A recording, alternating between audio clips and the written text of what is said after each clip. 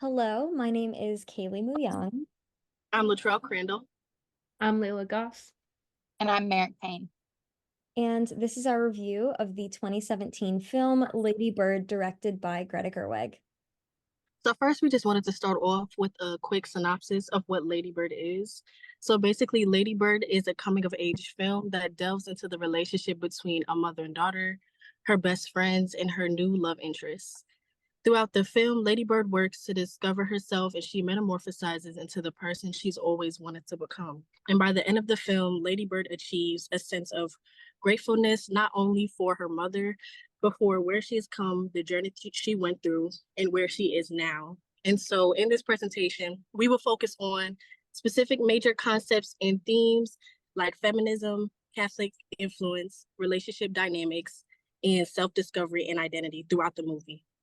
And so to transition, I just wanted to initially start off with feminism, which is defined as the array of socio-political movements and ideologies advocated to establish and enhance the equality of the sexes. And this definition I pulled from our terms and definitions class document. And I specifically wanted to focus on Lady Bird and how her use of feminism impacted the movie.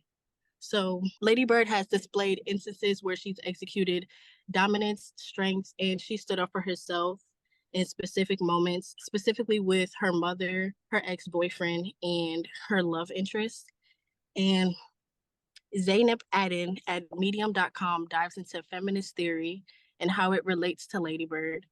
Aden stated in her review that much of the movie is portrayed through stereotypical lenses of female characters, and one of the examples is from the assembly abortion scene. So the one of the main ways that feminism was prominent in this movie was the abortion scene, which is basically where there's a teacher presented in the front, and I believe this is during like a mass. She is explaining how this woman, she became pregnant at the age of 15 and she was deciphering whether to abort the baby or not. And she ended up choosing to keep the baby. And the teacher disclosed to the class that it was actually her mother who was down to that decision.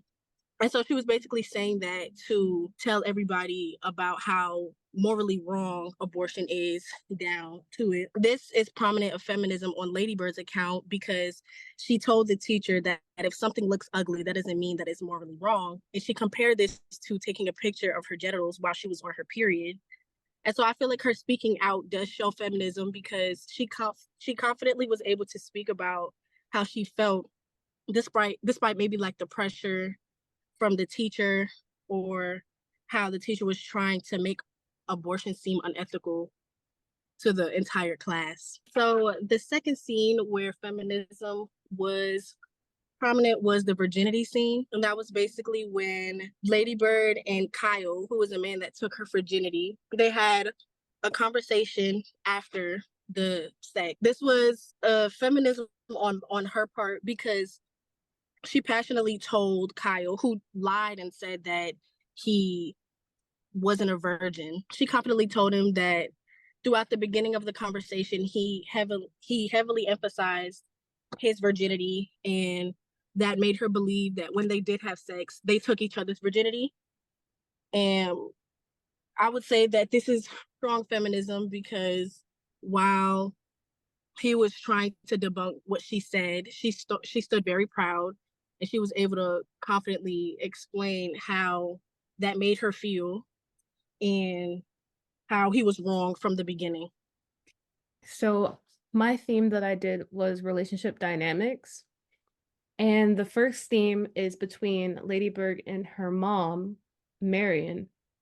And I said that they have a mercurial relationship because their relationship would always go from being united in emotion or getting along somehow through something.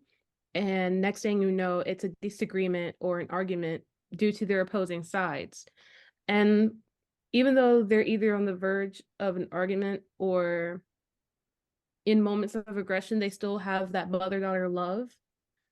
And then for Lady Bird and Kyle, I said that Kyle's character serves as a lesson of how looks can be deceiving, because he would say to Lady Bird that he was a virgin, but turn around and once they actually went through the act, he decided to admit that he wasn't actually a virgin.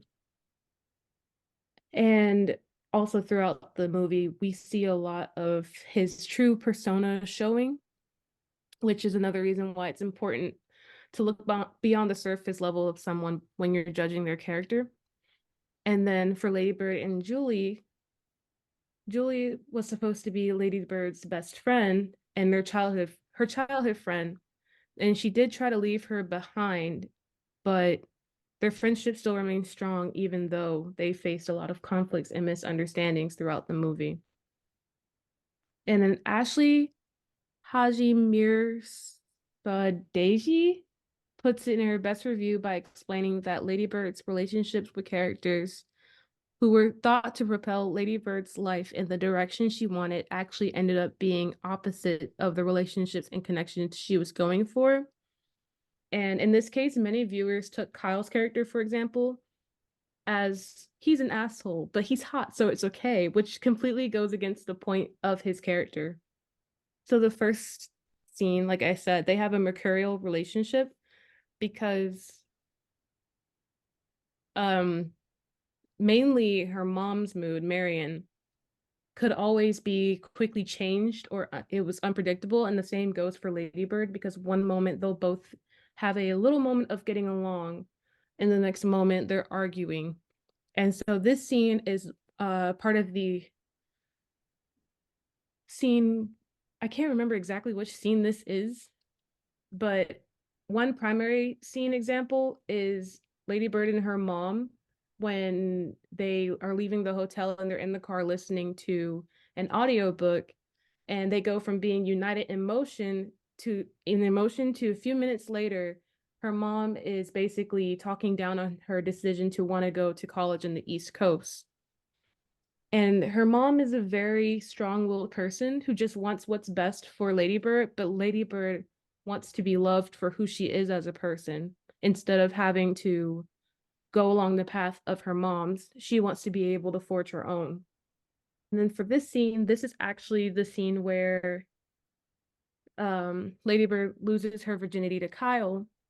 And I said it's disillusionment because of the fact that once she found out that he lied about being a virgin, it gave her a sense of disappointment and happiness from discovering the truth.